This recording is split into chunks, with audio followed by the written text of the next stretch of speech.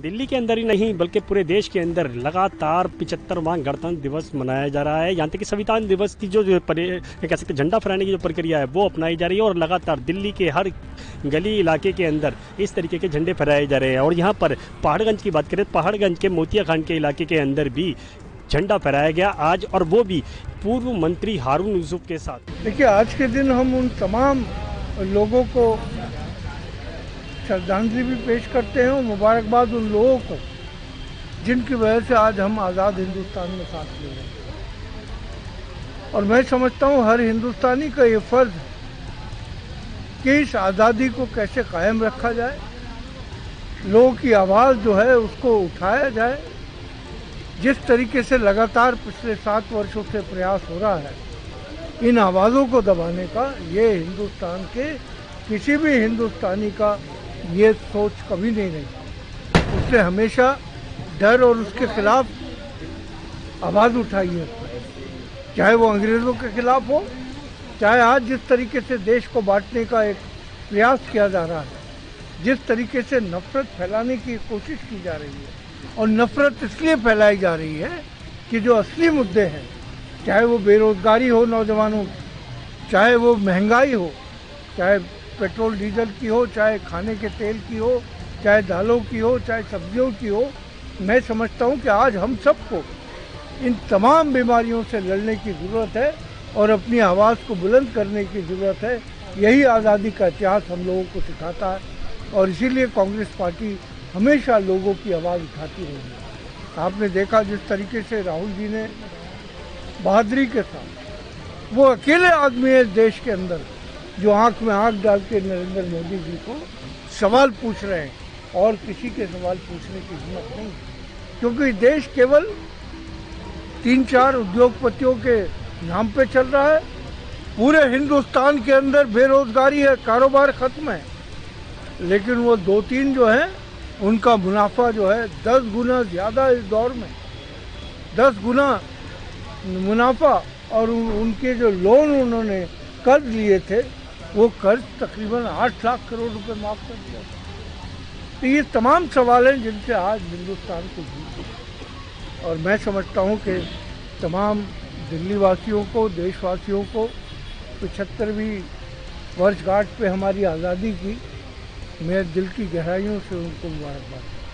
यानी कि हारून यूसुफ ने झंडा फहराया और कहीं ना कहीं जमकर दिल्ली सरकार और केंद्र सरकार के ऊपर निशाना साधा, क्योंकि महंगाई जितनी हो चुकी है, जनता परेशान है। उसको लेकर जिस तरीके से पेट्रोल डीजल के दाम बढ़ चुके हैं, ऑक्सीजन की जो किल्लत थी वो देखने को मिली थी और लगातार दिल्ली सरकार भी इसमें अपना योगदान दे रही थी, मगर कहीं ना कहीं जनता परेशान होती नजर आई। और उसी जनता की आवाज़ को उठाने के लिए कांग्रेस पार्टी की तरफ से झंडा फहराने के दौरान कहा गया कि भाजपा यानी केंद्र सरकार और दिल्ली सरकार जनता के बारे में नहीं सोच रही है। महंगाई इतनी बढ़ चुकी है, गरीब लोगों को, परिवारों को राशन यानी कि घरों की सुविधाएं जो होनी चाहिए थी वो नहीं मिल पा रही हैं। घरों की जो अर्थव्यवस्था है बिल्कुल डामाडोल हो चुकी है, मगर लगातार अभी तक सरकारें कुछ नहीं कर पा रही हैं। और इसी को लेकर कहीं ना कहीं चुनाव का समय भी है, क्योंकि 2022 के चुनाव निगम के भी आने वाले हैं और उसी को लेकर अब राजनीति भी शुरू हो चुकी है और राजनीति कहीं ना कहीं गर्माती नजर आ रही है। और इसीलिए हारून यूसुफ ने केंद्र सरकार और दिल्ली सरकार दोनों के ऊपर जमकर निशाना साधा और सीधे सीधे कहा कि जनता का गुस्सा आने वाले दिनों के अंदर यानी कि चुनाव के समय देखने को मिल सकता है। कैमरा पर्सन इरफान खान के साथ राजीव कुमार तिवारी, एनबी न्यूज, दिल्ली।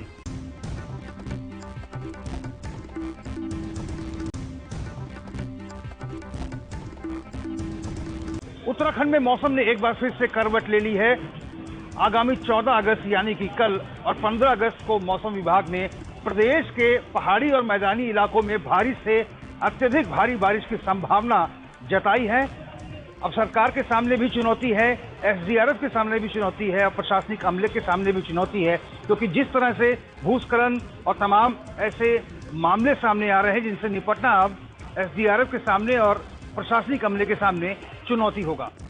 एक तरफ उत्तराखंड का मौसम विभाग लगातार अपडेट कर रहा है, बुलेटिन जारी कर रहा है मौसम को लेकर, और यहाँ पर जिला प्रशासन के सामने और स्टेट डिजास्टर रिस्पांस फोर्स के सामने एक बड़ी चुनौती है, क्योंकि जिस तरह से बरसात में अप्रिय घटनाएं हो रही हैं मौसम के लिहाज से, इससे निपटना अब प्रशासनिक अमले के सामने चुनौती होगा। कैमरा पर्सन रमन जायसवाल के साथ रोहित विक्रम सिंह, एएनबी न्यूज, देहरादून।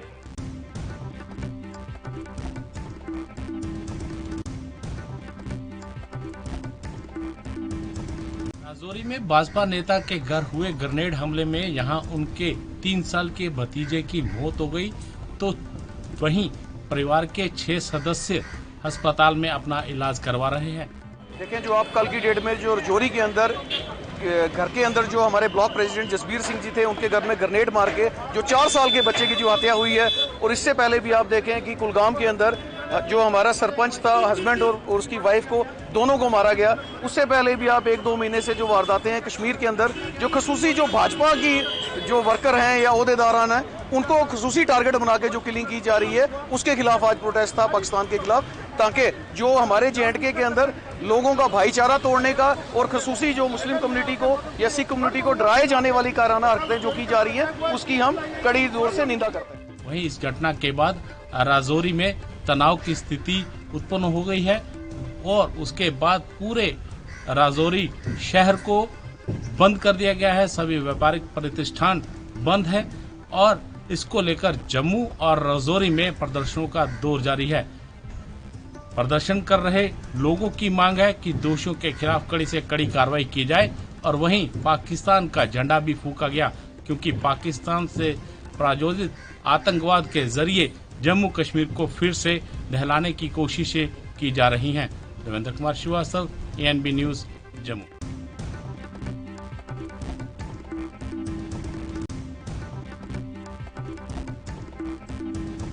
देश की रक्षा करते हुए देश के सिपाही राजू सिंह देश की रक्षा करते हुए शहीद हो गए। आइए जानते हैं उनके परिवार कैसे जिंदगी जी रहे हैं। ये बताइए माँ जी, कैसे आप लोग जिंदगी जी रहे हैं, क्या परेशानी आ रही है? हमको बहुत परेशानी है साहब, इतनी परेशानी है कि कोई खाने पीने का हम तबाह हम साहब। हम राजू सिंह रक्षा करने के मैंने देश का रक्षा करने वाला राजू सिंह का हमसे राजू सिंह के माँ का कोई देखने वाला नहीं, ना कोई सरकार देखता है, ना कोई गाँव मछिंदा देखता है, कोई नहीं देखता। हम मांग जांच के कौनो तरह उनके हम दरबार बना दिया है, मैं नामनी उसको बनाना है। उसमें हम क्या कहते, कोई नहीं कि देखता कि कहाँ बैठे हैं, कहाँ उठते हैं, कोई खाने पीने का हमको नहीं पूछता। एक झोपड़िया में रहते हैं, उसी पानी वर्षा गिर पड़ गया है। अब हम किसके लगे जाई, किसके गली जाई, हमको कोई सरकार कुछ नहीं दे सकता। हम किसी तरह जी सकी थी, किसी तरह सहारा हमको कोई नहीं। ऐसा चाहते हैं कि सरकार हमको कोई मदद करने का सरकार पेंशन देती है शहीद की, शहीद वो पेंशन किसको मिलती है? वो पेंशन बहू को मिली, बहू ले के भाग गई। बहू हमारी कहीं चिताती नहीं, ना हमसे बोलती है, ना हमारे घरे आती है। अब हम किस तरह किसको चितई, किसके लगे जाई, भूखे पड़े रही थी। एक बस्तर कोई नहीं दे वाला, न खाना पीना कोई दे वाला। अब हम कैसे जी? हमारा राजू सिंह रक्षा देश के कर रहा, हमको कोई नहीं रक्षा कर रहा। सुन लीजिए, और उनकी माँ कैसे अपनी आबीती बता रही हैं। अब देखने वाली बात होगी कब ऐसे सिपाही की माँ की रक्षा होगी, कब इनको आर्थिक मदद मिल पाएगी। Aiman Ahmad, ANB news, Kaushambi.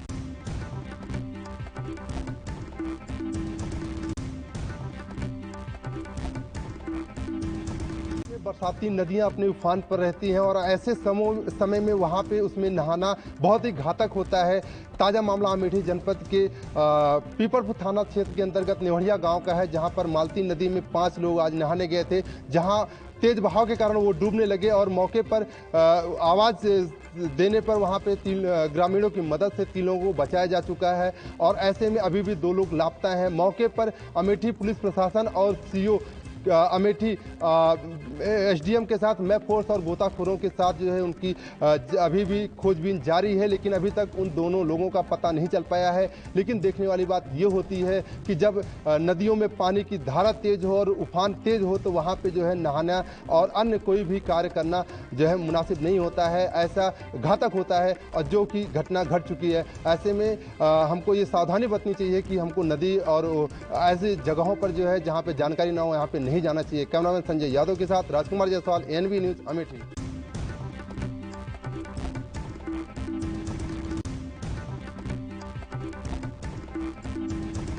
हमारे साथ वॉकर संदीप कुमार हैं, हम उनसे जानेंगे कि आखिर ओलंपिक में उन्होंने इतनी अच्छी परफॉर्मेंस की, आगे टारगेट्स क्या हैं? संदीप जी ये बताएं कि आपने ओलंपिक में पार्टिसिपेट किया था, आपने वॉकिंग में अच्छा परफॉर्म किया, क्या वजह रही कि हम और बढ़िया नहीं कर पाए? जी क्या है, जैसे मेरा जो 20 किलोमीटर और 50 किलोमीटर रेस वॉक इवेंट है, ये एक टेक्निकल इवेंट है। तो इसमें क्या होता है, जैसे हम मेहनत के साथ साथ में इसमें हमारा लक का भी चलता है थोड़ा, क्योंकि ये टेक्निक का कहीं न कहीं इसमें बहुत ही ज़्यादा टेक्निकल, तो मेरा 2 टेक्निकल जैसे उसमें फाउल आ गया था। अगर एक फाउल और हो जाता तो मैं उस रेस से बाहर हो जाता। तो मैंने अपनी रेस को हाफ डिस्टेंस तक सिल्वर मेडल के पास में या गोल्ड सिल्वर के पास बना के रखा। और जो ही मुझे ये खतरा हुआ कि मैं रेस से बाहर हो सकता हूँ, रेस को कंप्लीट ना कर पाऊँ, उसमें कंट्री के लिए ज़्यादा लॉस होता है, तो मैंने अपनी रेस को थोड़ा स्लो करके और मैं 23वें नंबर पे अपने ऑल वर्ल्ड में रहा हूँ। तो उसमें भी मेरे को ये है कि जैसे मैं रियो ओलंपिक में गया था, उसमें मेरा जो 33 प्लेस था अभी 23 है। और मुझे इतना ज़रूर एहसास हो रहा है कि आने वाले अभी एशियन गेम, कॉमनवेल्थ गेम है, इनमें मैं बहुत बढ़िया अच्छा परफॉर्म करूंगा और पेरिस ओलंपिक में भी बहुत अच्छा करने के लिए। क्या लक्ष्य है संदीप जी आगे का? आगे का लक्ष्य है अभी तो 2022 एशियन गेम, कॉमनवेल्थ गेम हैं, दोनों गेम इनमें, और उसके बाद में मैन है वो पेरिस ओलंपिक के लिए, कंट्री के लिए अच्छा करना है। तो जो आप रियाज करते हैं यहीं करते हैं या कहीं फॉरेन में कर रहे हैं? अभी तो मैं भारतीय खेल प्राधिकरण जो बेंगलोर है उसमें नेशनल कैंप में अभ्यास कर रहे हैं। अभी कुछ टाइम के लिए नेशनल कैंप का ब्रेक हुआ, तो मैं अभी अपने घर पे ट्रेनिंग करूंगा 1-2 महीने के लिए। उसके बाद में मैं बेंगलोर या फिर हमारे को जैसे भारतीय खेल प्राधिकरण का या एथलेटिक फेडरेशन का जो आदेश मिलेगा उसके आदेश के ऊपर ट्रेनिंग करूंगा आगे की। ये प्रदेश सरकार ने सम्मान किया है, ये सम्मान से आप एक क्या महसूस करते हैं? दूसरा, और सुविधाएं आपको खासकर अपने फील्ड में लगता है कि स्टेट में ही जो है होनी चाहिए? हाँ, अभी क्या जैसे ये जो आज जो मान सम्मान मिला है 15 लाख रुपए जो दिए हैं, हाँ ये इससे ठीक है, अच्छा हो रहा है। और साथ में आज हमारे को नौकरी का ऑफर भी दिया है, तो नौकरी के लिए अब आगे जाके देखेंगे कि नौकरी के ऑफर में हमारे लिए क्या करते हैं, क्योंकि जो पैसा है वो तो अभी बताया है कि आज शाम तक हमारे अकाउंट में आएगा। और इन्होंने जो नौकरी का ऑफर दिया है उसके बारे में इसके बारे में तो जो नौकरी हमें देंगे तो इसके बारे में बता सकते हैं, क्योंकि अब पहले तो इन्होंने आपके संदीप मुस्कुरा रहे हैं मेरे सवाल पर, हालांकि कहीं ना कहीं कोई जरूरत है। उनके भाव से ऐसा लगता है कि प्रदेश सरकार द्वारा कुछ ना कुछ इस क्षेत्र में किए जाने की और ज़्यादा किए जाने की ज़रूरत है। पंचकूला से ANB के लिए कैमरामैन मनदीप सिंह के साथ राकेश।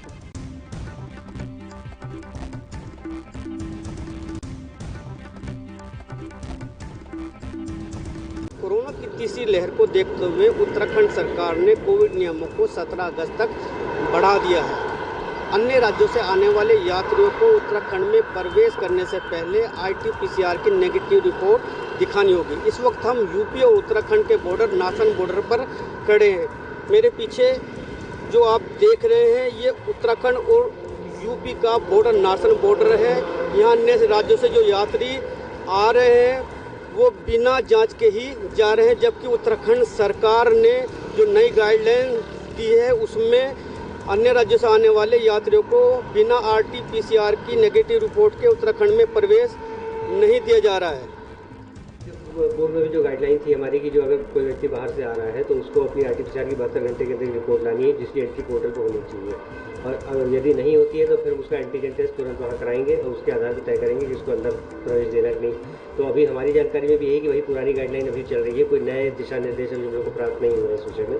तो अभी तो हमको यही है कि हम उसी के हिसाब से अनुसार कार्य करेंगे। तो मैं देखिए, मुझे ये खबर मिली थी तो मैं अभी प्रयासरत हूँ कि मैं प्रशासन से संपर्क करूँ इस विषय में कि ये निर्णय उन्होंने किस आधार पर लिया हुआ है, क्योंकि इसकी सही सूचना तो प्रशासन से ही हमको मिल सकती है। तो जैसा भी होगा मैं आपको अवगत कराऊंगा इस विषय में। कावड़ मेले के दौरान उत्तराखंड और यूपी का नासन बॉर्डर पर भारी पुलिस फोर्स तैनात थी और अन्य राज्यों से जो यात्री आ रहे थे उनके RT-PCR की रिपोर्ट देखी जा रही थी, लेकिन इस वक्त नाथन बॉर्डर पर पुलिस फोर्स को हटा ली गई है और अब बिना आरटीपीसीआर की कुछ यात्री उत्तराखंड में प्रवेश कर रहे हैं। एनबी के लिए अकील अहमद की मंगलौर से रिपोर्ट। उत्तर प्रदेश के लखनऊ के बाद अब मध्य प्रदेश के रीवा में भी एक वीडियो वायरल हो रहा है, जिसमें यह साफ तौर पर दिख रहा है कि एक महिला एक लड़के को जोरदार थप्पड़ मार रही हैं। बताया जा रहा है कि जो महिला दिख रही हैं वह जूनियर डॉक्टर हैं और जिसमें वह लड़का दिख रहा है वह बाल्ड बॉय है। पूरा मामला रीवा जिले के संजय गांधी अस्पताल का है, जहां पर जूनियर डॉक्टर नीलम सिंह के द्वारा बाल्ड बॉय विपिन पांडे को थप्पड़ जड़ दिया गया, जिसका किसी ने वीडियो बना लिया और वीडियो सोशल मीडिया पर वायरल कर दिया। वीडियो इतना वायरल हुआ कि जूनियर डॉक्टर नीलम सिंह को डीन मनोज इंदुलकर ने अभी निलंबित कर दिया है। हालांकि इसका मामला रीवा के अमैया थाने में पंजीबद्ध हो गया है और अमैया पुलिस के द्वारा इसकी जांच की जा रही है। वहीं बाल्ड बॉय के द्वारा बताया गया कि जूनियर डॉक्टर लगातार कई दिनों से ऐसी हरकत कर रही थी, लगातार वह गाली गलौज जैसी आम बात हो चुकी थी उनके द्वारा। और कल जब यह घटना घटित हुई और उनके द्वारा थप्पड़ मारा गया, तब बाल्ड बॉय एक मरीज को शिफ्ट करने की बात कर रहा था, लेकिन जूनियर डॉक्टर इस पर से सहमत नहीं थी और तत्काल उन्होंने बाल्ड बॉय को थप्पड़ जड़ दिया। हालांकि डीन मनोज इंदुलकर मामले को संज्ञानता में लेते हुए जूनियर डॉक्टर को तत्काल प्रभाव से निलंबित कर दिए हैं और आगे की जांच की जा रही है। एएनबी न्यूज के साथ संवाददाता विजय त्रिपाठी, रीवा।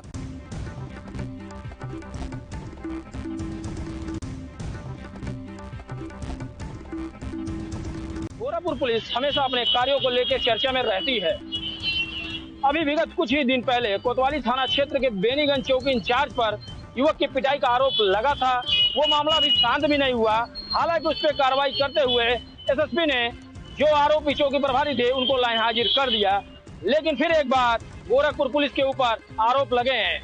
मामला रामगढ़ ताल थाना क्षेत्र के गायघाट का है, जहां एक युवक की पिटाई से पुलिस की पिटाई से मौत का आरोप परिजनों ने लगाया है। वही संबंध में पुलिस के आला अधिकारियों ने बताया कि 112 नंबर पर सूचना मिली थी कि एक युवक एक गांव में चोरी कर रहा था, जिसे गांव वाले पकड़कर पुलिस के हवाले कर दिए। युवक को चोट लगी थी, पुलिस ने उसे इलाज के लिए हॉस्पिटल भर्ती कराया, जहां उसकी मौत हो गई। वहीं परिजनों का आरोप है कि युवक जो मृतक है उसको पूछताछ के लिए थाने पर ले आई थी, जहां पिटाई करने के बाद उसकी मौत हो गई, लेकिन पुलिस मामले से पल्ला झाड़ रही है। अब युवक की मौत पुलिस की पिटाई से हुई है या वो प्रेमिका के घर गया था, उन लोगों ने उसकी पीट कर हत्या कर दी, ये जांच का विषय है। लेकिन पुलिस पर अगर ये आरोप सिद्ध होते हैं तो ये पुलिस के लिए कहीं ना कहीं बददुमा दाग है। एएनबी न्यूज के लिए गोरखपुर से गोविंद कुशवाहा।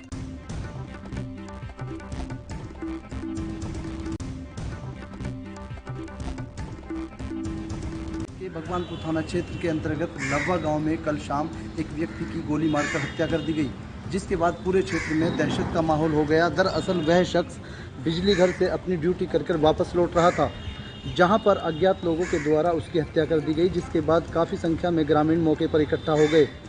स्थानीय लोगों ने लाश को राष्ट्रीय राजमार्ग पर रखकर काफ़ी हंगामा किया। पुलिस प्रशासन के आला अधिकारी मौके पर पहुंचे और आश्वासन दिया कि जल्द ही इस हत्या का खुलासा कर दिया जाएगा। उसके बाद स्थानीय विधायक ममता राकेश और भाजपा नेता सुबोध राकेश और जो ठेकेदार थे उनके द्वारा मुआवजे की घोषणा करने के बाद मृतक की पत्नी को नौकरी पर रखने का आश्वासन दिया गया, जिसके बाद ग्रामीण शांत हुए और लाश को पोस्टमार्टम के लिए भेजा गया। फिलहाल भगवानपुर पुलिस इस पूरे की मामले की जाँच में जुटी हुई है और मामले का जल्द खुलासा करने की बात कर रही है। रुड़की से अपने सहयोगी साथी शाहरुख के साथ मैं आदिल राणा।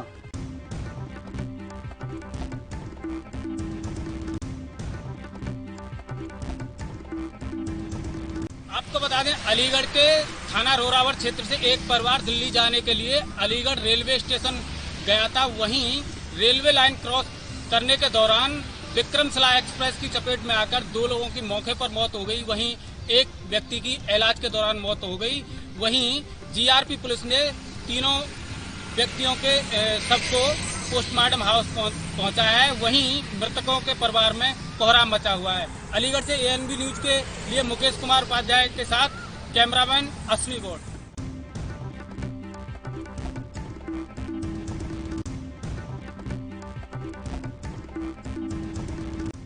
क्षेत्रीय विधायक पर सड़क बनाने का विरोध करने तथा आधी सड़क बन चुकी है और बीच में ही काम अधूरा छोड़ने का आरोप लगाते हुए वार्ड नंबर 1 देवरिया के तमाम ग्रामीणों ने एसडीएम कार्यालय में नारेबाजी कर जोरदार प्रदर्शन किया।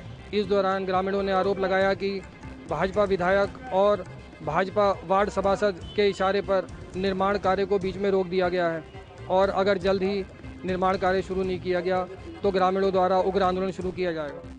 किच्छा में एसडीएम कार्यालय में पहुंचे ग्राम देवरिया चंदन नगर के तमाम ग्रामीणों ने क्षेत्रीय विधायक के खिलाफ मोर्चा खोलते हुए जोरदार प्रदर्शन किया। ग्रामीणों ने आरोप लगाया कि नगरपालिका द्वारा अनुसूचित जाति और ओबीसी जाति के मोहल्ले में सड़क निर्माण का कार्य शुरू किया गया था और नगरपालिका द्वारा सड़क को स्वीकृत कराया गया था, परंतु डामरीकरण करने के बाद अधूरे सड़क निर्माण को बीच में ही छोड़ दिया गया। ग्रामीणों ने भाजपा विधायक पर विकास विरोधी आरोप लगाते हुए अगर जल्द ही निर्माण कार्य शुरू नहीं किया गया तो ग्रामीणों द्वारा उग्र आंदोलन शुरू किया जाएगा। अपने सहयोगी ऋषभ शर्मा के साथ राजू सहगल, ANB न्यूज, किच्छा।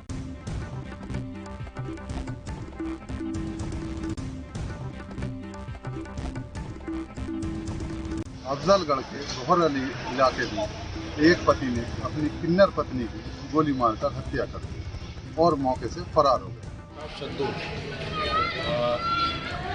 आज ये सुबह की घटना है। करीब 9 बजे के आसपास इनके पति शद्दू वो घर पे आए और उन्हें गोली मार दिया गया। कमरे में गए, उनके पति पत्नी है दोनों लोग इनका एक्चुअली पैसे को लेकर के विवाद था, करीब 15-16 लाख और शद्दू जो इसी मोहल्ले के हैं वर्तमान में 4 दिन में रह रहे हैं, लेकिन पैसे का विवाद चल रहा था इनका काफ़ी दिनों से और उसी पैसे के लेन देन के चक्कर में इन्होंने आज सुबह आकर के दोनों लोग गए पति पत्नी के कमरे में और वहीं पर इन्होंने गोली मार दी, जिससे इनकी अजीम की मृत्यु हो गई, जिसमें पुलिस ने पोस्टमार्टम के लिए शव को भेज दिया गया और छानबीन में लगी हुई है। ANB न्यूज से बुट्टू भारती।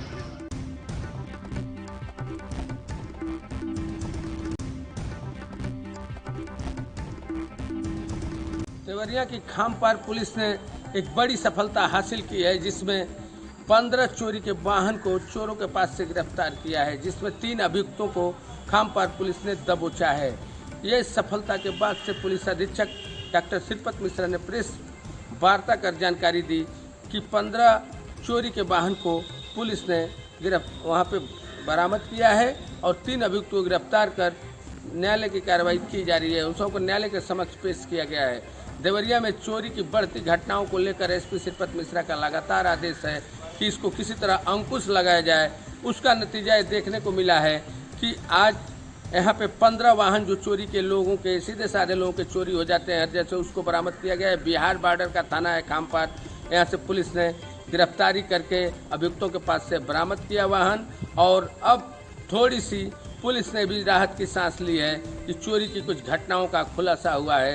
एसपी श्रीपत मिश्रा के आदेशों का पालन करते हुए पुलिस लगातार गुडवर्क कर रही है, लेकिन अभी भी अनेकों ऐसे मामले हैं जिनका खुलासा करने से पुलिस पीछे भाग रही है। देवरिया से कैमरामैन अभिजीत के साथ विशाल मिश्रा, NB न्यूज।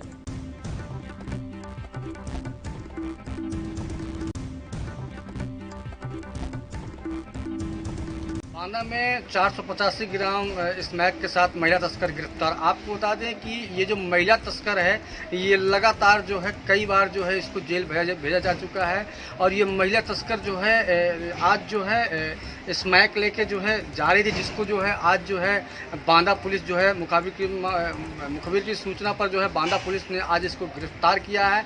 इसके पास से जो स्मैक बरामद किया गया उसकी जो है अंतर्राष्ट्रीय बाजार में 56 लाख कीमत बताई जा रही है, जिसको लेकर जो है आज इसको पुलिस ने जो है जेल भेजने का काम किया है। और आपको बता दें कि महिला ये जो है लगातार जो है इसको कई बार जो है इस मामले पे तस्करी के मामले पे पुलिस जो है इसको कई बार जो है जेल भेजने का काम किया है। बता दें आपको जो है बांदा में स्मैक की जो इसकी जो कीमत थी इस अंतर्राष्ट्रीय बाजार में इसकी कीमत जो है 56 लाख रुपए बताई जा रही है। वीडियो पर्सन के साथ देवानंद सिंह, NB न्यूज, बांदा।